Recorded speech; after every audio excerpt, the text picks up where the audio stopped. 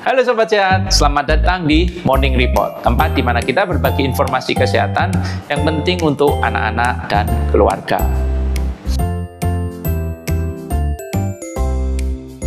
Hari ini kita akan membahas topik yang sering sekali menjadi kekhawatiran para orang tua. Siapa di sini yang anaknya pernah terkena diare? Apa sih sebenarnya yang menyebabkan anak diare? Apa tanda-tanda bahaya yang patut kita waspadai? Dan yang paling penting, bagaimana cara kita menanganinya di rumah? Nah, yuk kita bahas semuanya di video kali ini. Simak sampai selesai ya. Pertama-tama, kita perlu tahu dulu, apa sih diare itu? Menurut WHO, diare adalah kondisi ketika seseorang buang air besar dengan konsistensi yang cair atau encer lebih dari 3 kali dalam sehari. Pada anak-anak, terutama balita, diare bisa menjadi kondisi yang serius karena anak-anak lebih cepat mengalami dehidrasi dibandingkan orang dewasa. Penting untuk kita ketahui bahwa diare itu biasanya disebabkan oleh infeksi, terutama infeksi virus seperti rotavirus.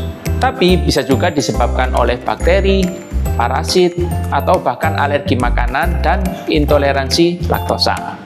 Selain itu, pola makan yang buruk atau kebersihan yang kurang juga bisa memperburuk kondisi ini. Nah, Sobat Sehat perlu tahu, ternyata nggak semua diare itu sama loh. Ada beberapa jenis diare yang perlu diwaspadai. Jenis diare pertama yang paling sering kita dengar adalah acute watery diare atau diare cair akut. Ini adalah jenis diare yang menyebabkan anak buang air besar dengan konsistensi yang sangat cair dan bisa berlangsung selama beberapa jam hingga beberapa hari. Nah, salah satu contohnya adalah diare yang disebabkan oleh rotavirus atau bahkan kolera. Kolera ini memang jarang terjadi di Indonesia, tapi tetap penting kita ketahui gejalanya. Saat anak kena diare jenis ini, tubuh mereka kehilangan banyak sekali cairan dengan cepat, yang bisa menyebabkan dehidrasi berat. Dehidrasi ini bisa sangat berbahaya, terutama buat anak-anak. Jadi, penting banget kita untuk segera memberikan cairan rehidrasi oral atau oralit untuk mencegah kehilangan cairan yang terlalu banyak. Dan jangan lupa, pastikan anak tetap makan makanan yang lembut dan mudah dicerna seperti nasi, roti, atau pisang. Oke, kita lanjut ke jenis diare yang kedua, yaitu acute bloody diarrhea atau diare yang berdarah. Jenis ini dikenal dengan nama disentri. Nah, serem ya kalau dengar kata-kata diare berdarah. Nah, diare berdarah ini biasanya disebabkan oleh infeksi bakteri seperti Shigella. Infeksi ini menyerang lapisan usus sehingga menyebabkan peradangan dan keluarnya darah bersama dengan feses. Kalau anak mengalami diare dengan feses yang berdarah, jangan anggap remeh ya Sobat Sehat. Ini adalah kondisi serius yang harus segera ditangani oleh dokter. Nah, yang terakhir adalah persistent diare atau diare persisten. Nah, apa bedanya diare ini dengan diare yang lain? Kalau diare yang satu ini, durasinya yang membuatnya berbeda.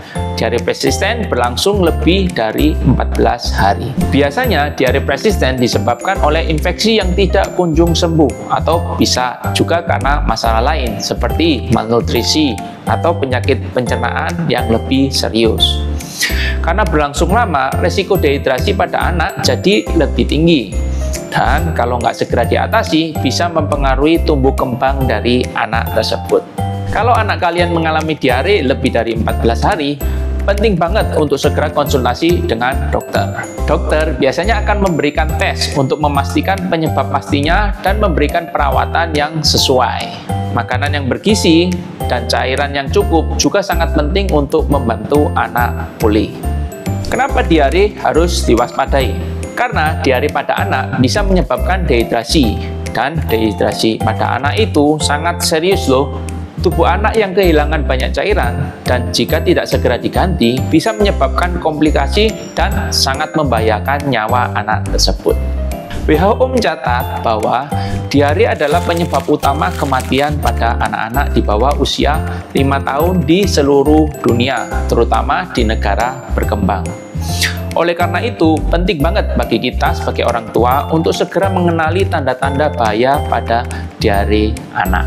Jadi, apa sih dok tanda bahaya yang harus kita waspadai saat anak terkena diare? Nah, jika anak terlihat sangat lemas, bibir atau mulutnya terlihat sangat kering, tidak buang air kecil selama 6 jam atau lebih, kemudian matanya terlihat cekung, itu adalah tanda-tanda dehidrasi yang sangat serius. Kalau sudah terjadi seperti ini, anak Anda harus segera dibawa ke dokter. Selain itu, diare yang disertai dengan demam tinggi, muntah terus-menerus, atau terdapat darah dalam feses merupakan kondisi darurat yang memerlukan perhatian medis segera. Jadi, jangan tunggu lama-lama kalau anak menunjukkan gejala-gejala tersebut ya, sobat sehat. Kalau diare anak Anda masih tergolong ringan, ada beberapa langkah yang bisa kita lakukan di rumah untuk dapat membantu anak pulih lebih cepat. Yang paling utama adalah memastikan anak tetap terhidrasi. Menurut rekomendasi WHO, berikan cairan rehidrasi oral atau Oralit. Cairan ini mengandung elektrolit yang sangat penting untuk menggantikan cairan dan mineral yang hilang akibat diare. Nah, dan sebenarnya sobat sehat bisa membuat cairan Oralit ini sendiri di rumah, tidak perlu cari di luar atau cari di apotek, apalagi kalau kondisi malam-malam tidak ada apotek yang buka atau rumah sakit sangat jauh. Teman-teman bisa membuat cairan Oralit seperti berikut. Nah, berikut cara membuat larutan Oralit. Siapkan gelas atau botol yang cukup untuk 1 liter air. Cuci bersih sebelum digunakan, kemudian masukkan setengah sendok teh garam. Kemudian tambahkan 2 sendok makan gula dalam wadah yang sudah disiapkan. Tambahkan 1 liter air matang ke dalam wadah yang sudah ditambahkan garam dan gula. Aduk rata hingga garam dan gula larut dalam air. Kemudian dosis pemberian Oralit disesuaikan dengan berat badan. Berikut adalah penjelasannya. Untuk berat badan 3-4,5 kg dibutuhkan sekitar 60 ml Oralit setiap 1 jam sekali. Kemudian untuk berat badan 5-7 kg dibutuhkan sekitar 70 ml setiap 1 jam sekali. Untuk berat badan 7-9 kg diperlukan sekitar 100 ml larutan Oralit setiap 1 jam sekali. Untuk berat badan 9,5-18 kg diperlukan sekitar 190 ml larutan Oralit setiap 1 jam sekali.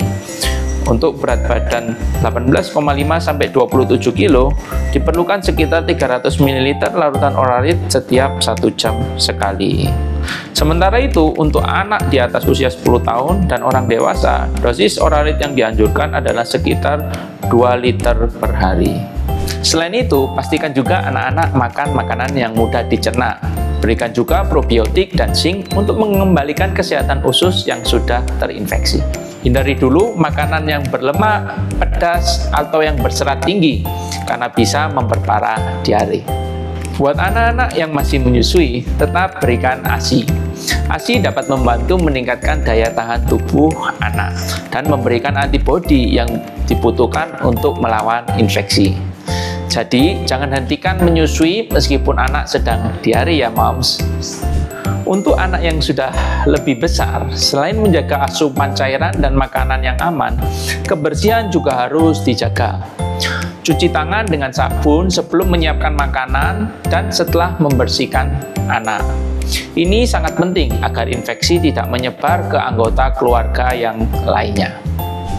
Tapi parents ingat, kalau diare anak berlangsung lebih dari 2 hari atau muncul tanda-tanda bahaya seperti muntah terus-menerus, demam tinggi, atau bahkan ada darah di feses dan ada tanda-tanda dehidrasi, segera bawa anak ke dokter. Jangan tunggu sampai kondisi semakin parah. Konsultasi dengan dokter akan membantu memastikan apakah anak perlu perawatan medis yang lebih lanjut atau bahkan rawat inap untuk mengembalikan cairan tubuh yang sudah hilang. Jadi sobat sehat, diare pada anak memang bisa jadi kondisi yang mengkhawatirkan. Tapi jika ditangani dengan cepat dan tepat, kita bisa mencegah komplikasi yang lebih serius. Yang terpenting, jaga hidrasi anak, berikan makanan yang tepat, dan jangan lupa untuk selalu waspada terhadap tanda-tanda dehidrasi. Semoga informasi ini bermanfaat ya, dan bisa membantu kalian lebih siap menghadapi situasi ketika anak terkena diare. Kalau ada pertanyaan atau pengalaman yang ingin dibagikan, jangan ragu untuk tulis di kolom komentar. Terima kasih sudah menonton, jangan lupa like, share, dan subscribe untuk lebih banyak informasi penting seputar kesehatan anak dari Morning Report. Sampai jumpa pada video selanjutnya. Stay healthy ya Sobat Sehat.